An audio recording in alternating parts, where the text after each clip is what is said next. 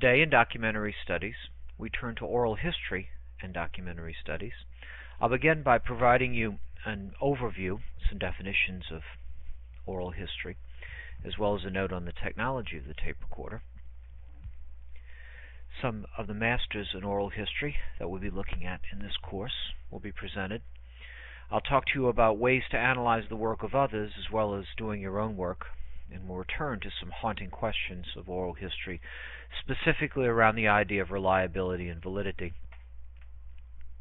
A note on the technology. For a long time, of course, people simply took oral histories by transcribing them. But the magnetic storage device became very important in the development of oral history. Vladimir Poulsen of Denmark invented the concept of magnetic storage in 1899. And the technology remained a laboratory concept until the Germans developed the magnetophone tape recorder starting in 1931. Engineers in Germany and Berlin began working on the machine, while BASF chemists produced the first modern tape formula. It fell, though, to John T. Jack Mullins for bringing the magnetophone to the United States after the war. He served in the U.S. Army Signal Corps and was assigned to RAF as a liaison officer concerned with the interchange of technical information. After the invasion of France, Mullins and his group set up a shop in Paris where the objective to ferret out developments in which the Germans may have been active during the war at the time of the retreat. Mullins went into a particular site where the magnetophone had been, captured, and as the war drew to a close, and wrote this following letter about his account of actually discovering one of the magnetophones. He writes, Radio Frankfurt had barricaded the city during heavy bombing raids and had relocated to a large house at a resort spa north of the city in a small town called Bragnilum. The station was being directed by U.S. Armed Forces radio services, but the German staff was still operating and maintaining the equipment. I asked if I might hear one of the tape machines they were using. An order was directed to one of the technicians, and I was taken into a room in which there was a large loudspeaker and two of the magnetophones. The mechanism appeared to be the same as the ones we had in Paris, but there was an obvious difference in the electronics. The technicians placed a roll of tape on one end of the machines and started it. Suddenly, out of complete silence, an orchestra boomed into being with fidelity such as I have never heard in my life. From deep resonant bass to the shimmering of the flute, it was all there. It was clean, it was free from any noticeable distortion. And if that were not enough, the dynamic range was fantastic compared with anything I had ever experienced. A stroke of good fortune fell to Mullins after the war, when he was asked to demonstrate the capability of the magnetophones to singer Bing Crosby. The machine was then first used by ABC in 1948, and because of financial and political support from Crosby, the machine obtained a large following after that, and so it is that the tape recorder by the late 40s, early 50s was part of the daily life of those who wished to do recordings in America. We might think of an oral history at this point, and I'm looking at a book by Willa K. Baum, Oral History and Interdisciplinary Anthology, that is quite necessary to have if one is going to do work in oral history. That we might consider oral history a tape-recorded interview, so note the role of the technology in allowing us to formulate this definition, in question and answer format, conducted by an interviewer with knowledge of the subject to be discussed, with the knowledge of the interviewee, on a subject of historical interest, and then the transcribed tape or the tape itself would then be accessible to a broad spectrum of researchers. Who uses oral history? Well, certainly the groups that I've identified here. Anthropology. Suppose at the meeting of anthropology and oral history, we always find ethnographers using overlapping research techniques with historians. Those seeking, I suppose, different kinds of information. Perhaps the principal difference is that the anthropologist records interviews not for historical fact, but to learn about the structure and variety of society a culture is manifested by a representative individual's worldview, cultural traits, and traditions. Ethnographer interview, taped interview, provides insights into individuals not as historical eyewitness, but as culture or tradition bearers, and as you do your own taped work or you analyze the taped work of others through oral history, you'll have to decide if you're trying to understand the particular incident, the history, or something of a much deeper, perhaps a metaphorical structure, as would an anthropologist. Sociologists, of course, use taped interviews. Perhaps one of the more interesting long-term sociological projects using tapes is by both tape and film, a series that began called 7 Up and is now called 42 Up. 42 Up is the latest, taped in 1999, and perhaps the final installment of Michael Apted's long-running Up series. When the filmmaker began his project in 1964, he came armed with a simple concept, and that was to interview 14 British children, all age 7, representing a wide range of classes and backgrounds. Then every 7 years for the remainder of the century, he sought out those same 14 people, and he would spend a day catching up with them. So certainly film is a part of the 7 Up through the 42 Up series, but taped interviews is part of that as well. American studies, as we'll talk about in a moment, following the Great Depression, the idea of oral history became part of American culture, prompted by recovery from the Great Depression. Gender studies quite frequently will make use of oral history and oral history's techniques and methods. Historians frequently attempt to offer modern women, I suppose, heroines, role models, characters, single kind of story of women long ignored. But housewives, of course, remain hidden from history, and women who remain hidden from history are very important to the way the gender studies experts use oral history. A sort of a bottom-up approach is advocated, in which we get a variety of different kinds of techniques to help tell the tale of everyday life in the past or in the present. Certainly a kind of gender studies oral history might be interesting in some of you taking this course for documentary studies. Folklorists often use oral history. Very often ethnomusicologists, those who study the origin and development of music in certain cultures, use oral history as well. Also, you might think of folklorists in their idea of what's called a life story as opposed to a life history or oral biography, in that life histories give us the idea that the primary interest here is not a historical accuracy of narratives, but rather the formulaic way in which they're expressed and represent motifs and types of tradition, and we'll turn to one of those in a little bit in a particularly interesting kind of folklore tradition entitled the Saga of Coleridge. We never think of the kind of thing we do in oral histories to have use for the person telling the story, but it is quite possible in gerontology that this is indeed the case. Many researchers use a life review as a kind of counseling technique for aged individuals who experience dissociation and depression. Some researchers suggest that such therapeutic reminiscence has multiple functions. And of course, biography, and we've talked about that in other lectures as well. The use, for example, that Studs Terkel does in his work, or the historian Stephen Ambrose in his recent work, The Wild Blue, a study of B-52 pilots, specifically focusing on the oral history of B-52 pilots and one particular subject of that oral history, George McGovern. Where does oral history come from? Well, certainly oral histories were kept in a variety of places and a variety of circumstances over time. After the Civil War, there was a conscious attempt to try to document and put together life histories from a variety of kinds of sources. But it really wasn't until the late 20s, with the coming of the Great Depression, that the oral history tradition was formulated. Let's go over that for a minute. The prosperities of the 1920s was enormous. Think of F. Scott Fitzgerald in the Jazz Age. And of course it came to a jolting climax in October of 1929 with the collapse of the stock market. The Wall Street crash gave sort of the beginning stages of what would eventually become the Great Depression. President Hoover, to make a long story short, simply couldn't handle it.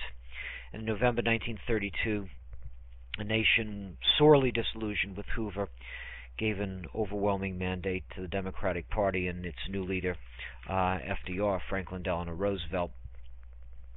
Roosevelt set the stage in 1935 for part of his New Deal, what is often called the Second New Deal, in the State of the Union address, and he fleshed out a program involving 6 central elements: an enlarged and recognizable federal program of relief for the jobless, assistance to the rural poor, support for organized labor, social welfare benefits for older Americans and other disadvantaged groups, stricter business regulation, heavier taxes on the well-to-do. But perhaps the most important of these projects here will come from the 1935 effort, and when Roosevelt passed the Emergency Relief Appropriation Act, granting Roosevelt $5 billion to spend more or less as he wished. He swiftly set up a new agency, the Works Progress Administration, called the WPA, headed by Harry Hopkins. Like the temporary Civil Works Administration that had helped the nation through the winter of 1933 and 34, the WPA funneled relief assistance directly from the federal government to individuals. Although most WPA workers performed manual labor, the agency also assisted writers, performers, artists. The Federal Writers Project employed out-of-work authors to produce a series of state guides as well as histories of ethnic and immigrant groups. Black novelists such as Richard Wright's first book, a short story collection called Uncle Tom's Children in 1938, was written for support from the Federal Writers Project. So the Great Depression of the 1930s, for many workers who couldn't find jobs, helped both manual laborers and white-collar workers. The WPA provision for unemployed artists and writers, the Federal Arts Project, produced some of the first oral histories, the first documentary histories. And some of these were produced by, at first generation, Lawrence D. Reddick.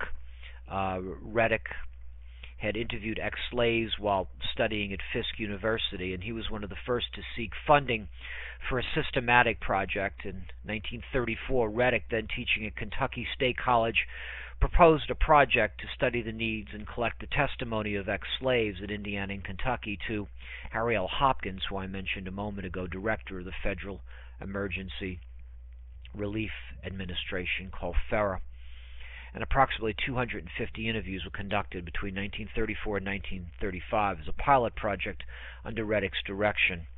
Reddick actually published a book on, the first book to be compiled entirely from WPA interviews was Ben Bopkin's Lay My Burden Down, which was a sort of impressionistic montage of short excerpts from the collection taken from the original interviews that were originally prompted by Reddick and others.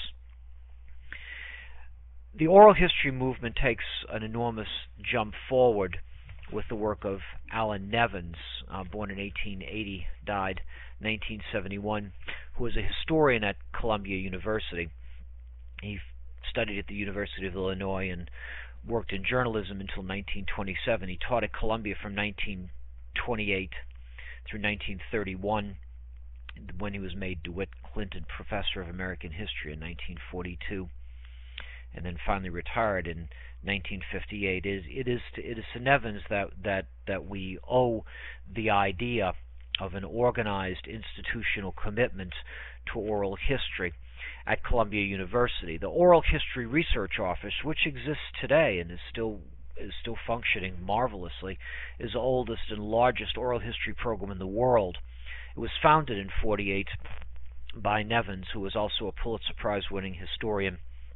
The collection in 2002 contains nearly 8,000 tape memoirs and nearly 1 million pages of transcript. And the memoirs include interviews with a wide variety of historical figures, recollections that date, for example, back to the second administration for Grover Cleveland. Over 2,000 scholars a year consult and do interviews from that collection. The collection is maintained and the collection is updated today. The philosophy behind the collection at Columbia is interesting in that the work has focused on the life history or autobiographical approach, and that inclusive biography, they believe, offer insights into the full life of the person and thereby provide a glimpse into the evolution of society as well as the individual person in defining the context for later social and political actions. Again, I'm stressing here the idea of narrative and the idea of life history as being an important part of documentary studies.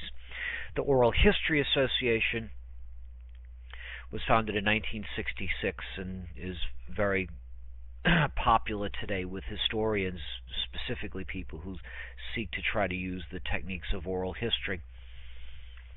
The organization seeks to bring together, it tells us, all persons interested in oral history as a way of collecting human memories, and there is an international membership. The international membership of the Oral History Association, as well as the various interdisciplinary uses of oral history, has made it a major part of documentary studies, a major part of the kind of modern American research that we use to try to document the lives of others. Well, who might we turn to as far as masters of those who have used oral history? Certainly, Linwood Montell's The Saga of Coleridge, A Study of Oral History, is a classic. From the introduction, Montell writes the following: Coleridge is the name of a tiny Negro colony that was nested in the foothills of the Cumberland Mountains in Cumberland County, Kentucky, near the Tennessee line, placed on the ridge as a result of Negro emancipation following the Civil War. The settlement withstood for almost a century the attempts of neighboring whites to remove the scar from the cultural landscape, scars in quotation marks, of an otherwise homogeneous white society. During its existence, the Co-colony, sometimes called Co-town or Zeke-town, produced a belligerent group of people who became legend before the community died in the late 1950s. It became a place of refuge for white women rejected by their own society and the breeding ground for a race of mulattoes. Additionally, Coleridge had ranked first among the moonshiners of southern Kentucky and consequently became the chief concern of federal revenue agents. It was this occupation, this livelihood of the outcasts, that eventually was to bring about their downfall. After years of raids, arrests, and skirmishes, the revenues succeeded in driving out the Negroes from Coleridge into the industrial centers north of the Ohio River. Thus the colony died. Montell further writes, historical events in life of this colony provide the basis for the book.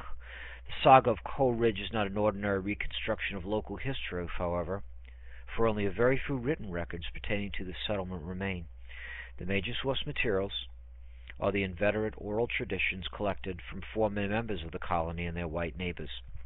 A work of this type is founded on the premise that the story of any local group as viewed by its people is worthy of being recorded, for it can serve as a historical record in those areas that were written accounts and these places in which written accounts have not been preserved.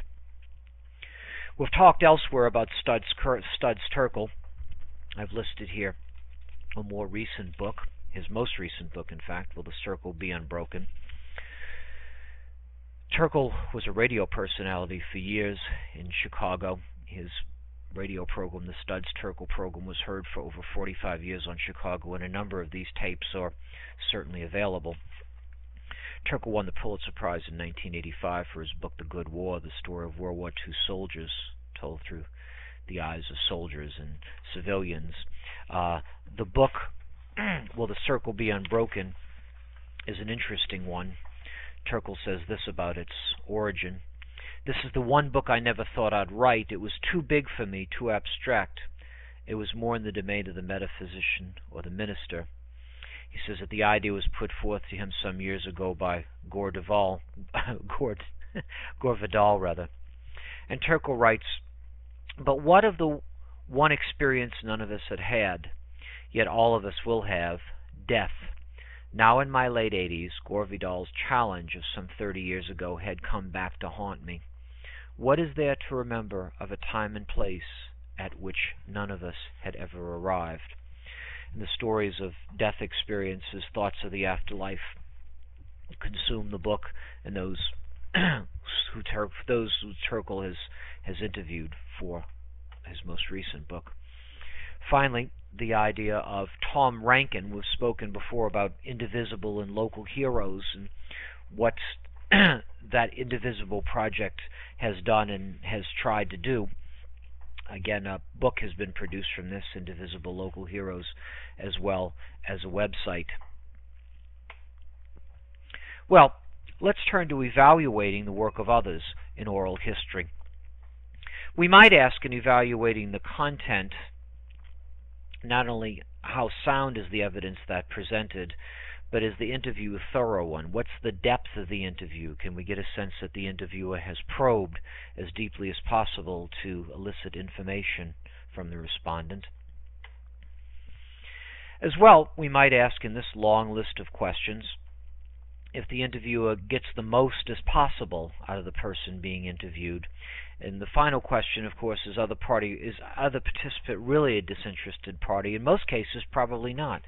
The interviewer, the person being interviewed, is probably they're both probably passionately involved in the topic at hand, trying to get enormous information, and that will, of course, prove a challenge to the idea of reliability and the validity of what's being said, and checks and balances need to be brought forward to that.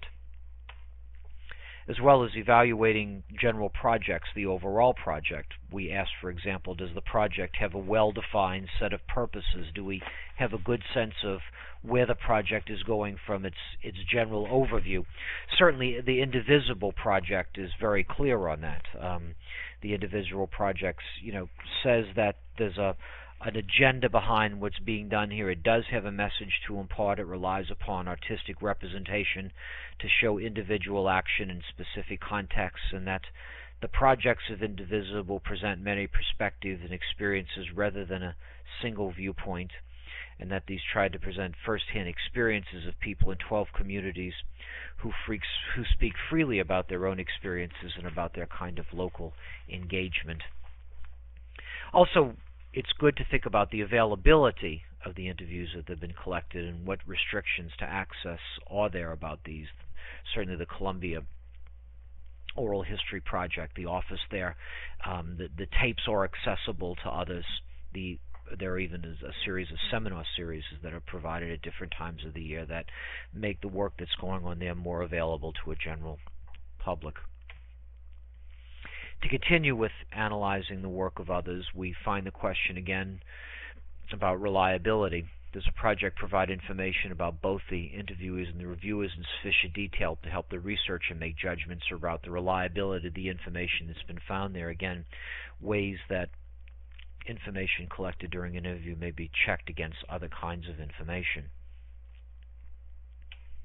Well, so much for analyzing and for looking at the work of others. The question now arises about what to do when you must do your own work. What conditions are involved there? What kind of constraints and planning do you want to put on yourself?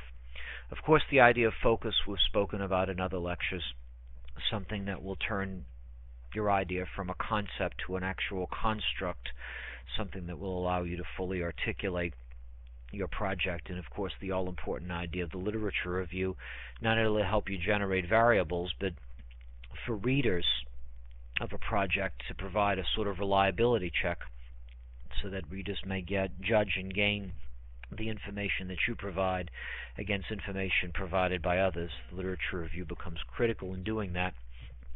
As well, in doing your own work, the idea, among all these things, resources, contact, the pre-interview preparation. Quite frequently, beginning researchers don't take up enough time to work up their own subject, not only the person they're going to interview, but the subject in hand. But certainly, if you can, for the person you're going to interview, provide the questions in advance, prepare the sort of release, informed consent we've talked about before, and bring any kind of materials that you have with you. If you've taken photographs, perhaps of a certain kind of site, you can find photographs, bring those with you to prompt an individual to talk more, to give more detailed information. This slide, as well as the slide that follows, gives some general information about conducting the interview.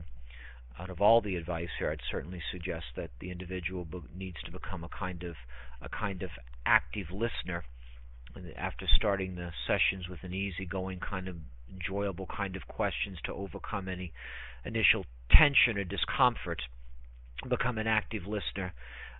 If your narrator strays, allow that stray to exist for some point, but try to steer the narrator back in the course, referring to your own guide, your own structured way of getting through this, and certainly keep alert for topics of interest that you may not have thought up in advance. Again, don't allow your subject to stray too much, but allow your subject to stray enough so that additional information might be gained. As well, always make sure that your subject understands how the interview is to be used, the kind of research you're undertaking, when its outcome is going to be, and the release form will be part of that project. After the tape is gathered and you're back working on it, you certainly want to consult the model again, listening to the tape several times so that you can decide what you want to provide emphasis of in your analysis. As well, we've talked about writing as a way to help us take transcription notes to help you decide what segments of the narrative are going to be most useful to you. The editing will allow you then to choose those sections which help you flesh out, again, the word articulate, the construct that you're proposing in your research. Giving both cases of those things that fit the model and those cases that extend beyond the model or don't quite fit the model. And it's very often a wonderful kind of check for reliability. It's also something to increase validity, to offer a taped or written copy of the oral history back to the individual who has originally given you the information for comments, corrections, or suggestions. Of course, in your analysis, you'll want to use the method of grounded theory. We've spoken about that before by Anselm Strauss. You want to consult the model, the text that you've verified, now perhaps having gone back to the individual who gave you the text to make sure that the transcription collects all that it should have and any additional information the interview can give you. Account for negative cases for the model, and then, of course, drafting and submitting the final project that will be the consummation of the work that you've done. Anytime we're dealing with oral history, we always have problems of reliability and validity.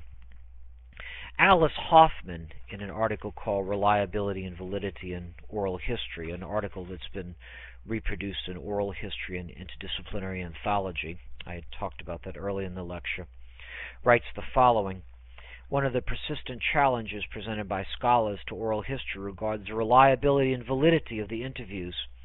In this connection, reliability can be defined as the consistency with which the individual will tell the same story about the same events on a number of different occasions, and validity refers to the degree of conformity between the reports of the event and the event itself as recorded by other primary resource materials such as documents, photographs, diaries, and letters.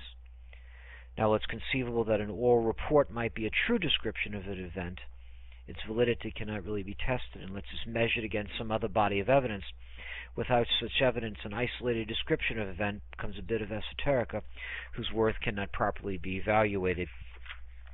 Again, I'll refer back to the idea of trying to increase the idea of the reliability of what's been found out by providing an accurate literature review for your audience, so that what's been found out may be tested against other kinds of information that you've gotten from other places. Hoffman writes, and we'll end our lecture here, in sum, then, one might say that oral history is simply one among several primary resources. It's no worse than written documents. Archives are replete with self-serving documents, with edited, doctored diaries and memoranda written for the record.